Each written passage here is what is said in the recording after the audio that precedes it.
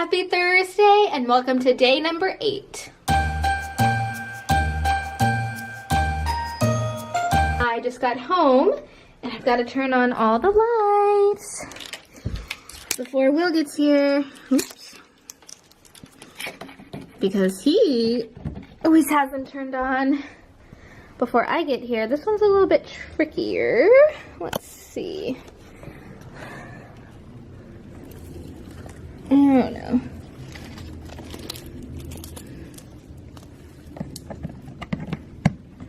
There we go. Christmas tree's on. Focus. Okay, Will doesn't want to focus on the tree right now. And then we have to turn on the outside lights. Those are hidden behind here. I turn those on. And I always check. Yep, they're on.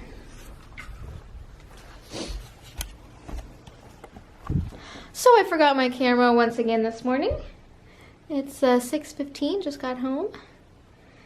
And we're going to have a story time. Now, this story was sent to me by my father in the mail yesterday. He likes to mail stories. That's a story in itself. But we appreciate them, and I like getting them. I think you don't realize that it's fun to get things like that in the mail until it doesn't happen.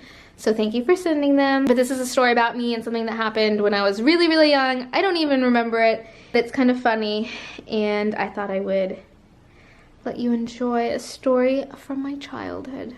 So just to give you some context, I think I was almost 2, and to give you some more context, here is a picture of me. Aren't I so cute? Oh, this is so cute! So that'll give you a little visual for when you're imagining the story that I'm about to tell. This story is told from my father's perspective. It is titled Arwen and Robert the Bruce. The movie Braveheart was a Hollywood portrayal of the struggle of William Wallace to free Scotland from English rule.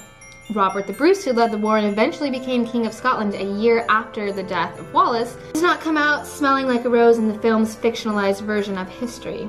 Nonetheless, Robert the Bruce is considered one of the greatest Scottish heroes and warriors ever, if not the hero of Scotland. Arwen, a 23-month-old American tourist, came to interact with Robert the Bruce, or at least his grave marker, centuries after his death. In the late 1980s, my mother's brother, Andy, was posted to Scotland by an engineering firm to develop the North Sea oil field for a French oil company. He was to work out of Edinburgh. I pronounced Edinburgh, Scotland, and his tour of work was to be 2 to 3 months. 6 months later, he was asked to move out with his wife. With his wife's consent, they moved to Scotland to begin a several-year overseas stint early in their marriage. 2 children later, Andy and Sharon invited my mother and me and the storyteller to visit Scotland during August of 1990. It was a wonderful opportunity as there was no hotel bill, food was provided, as my aunt acted as our personal guide on a daily basis for 15 days. She was a rich American, as evidenced by the fact that she and her husband owned 2 cars, uncommon in typical Scottish society in that time.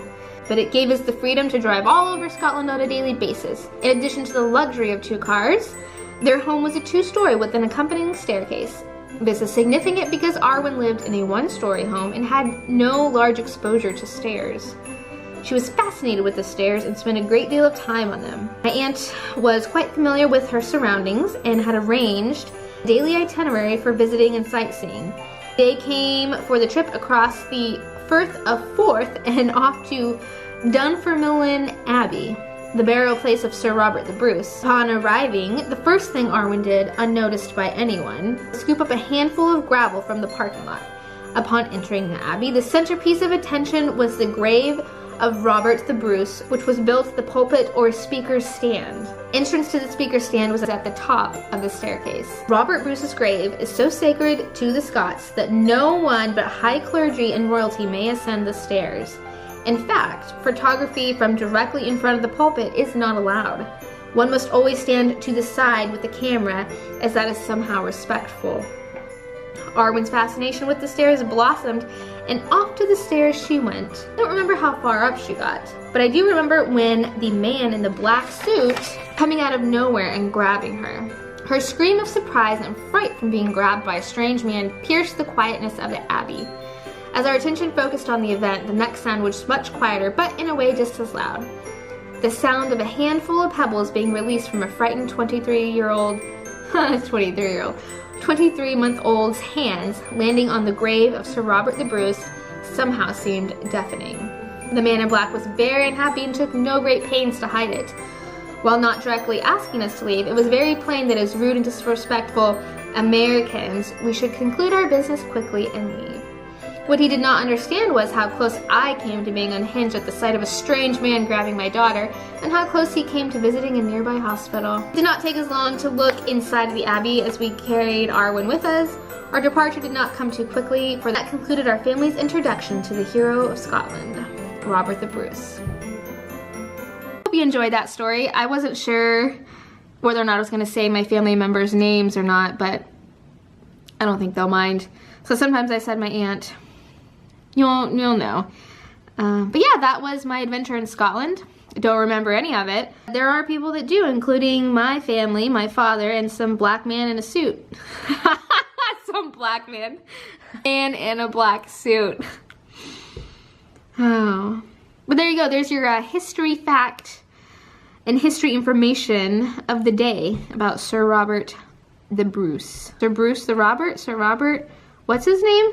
Robert the Bruce? Sorry, that's a little bit close. I'm just gonna make some dinner. I think we're gonna have some turkey burgers and then go work out. And I would like to do my nails. I would like to do that tonight. So I will check back in a little while. I did want to say that it got really cold last night, and it feels like Christmas now that it's cold.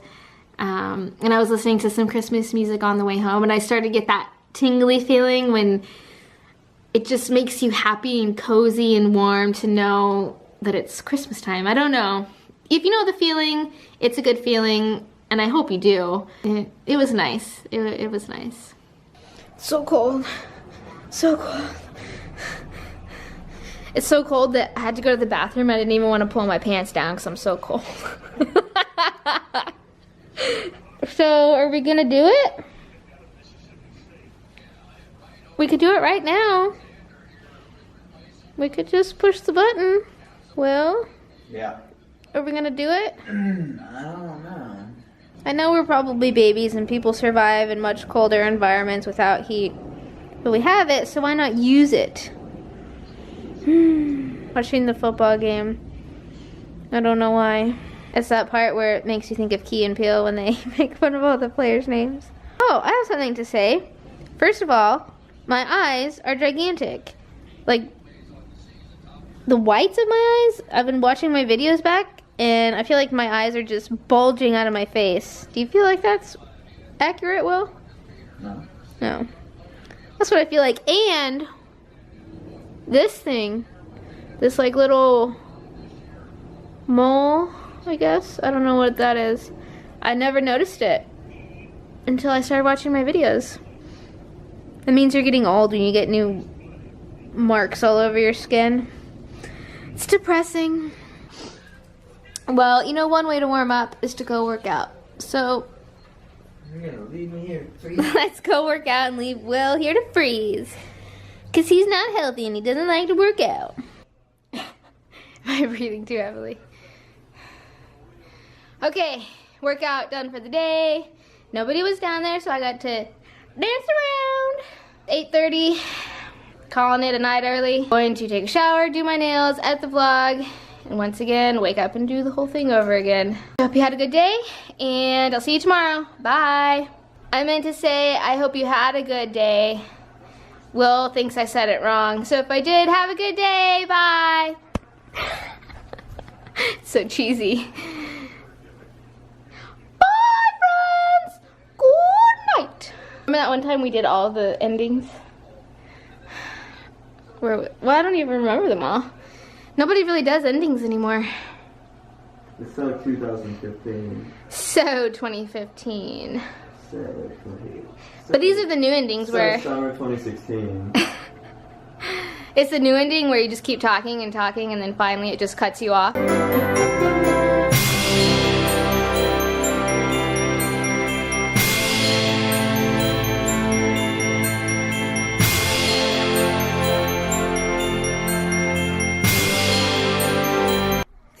It's happening. I'm doing this for you. Wait, let's do it together. I'm doing this for you. Yeah! How cool is it?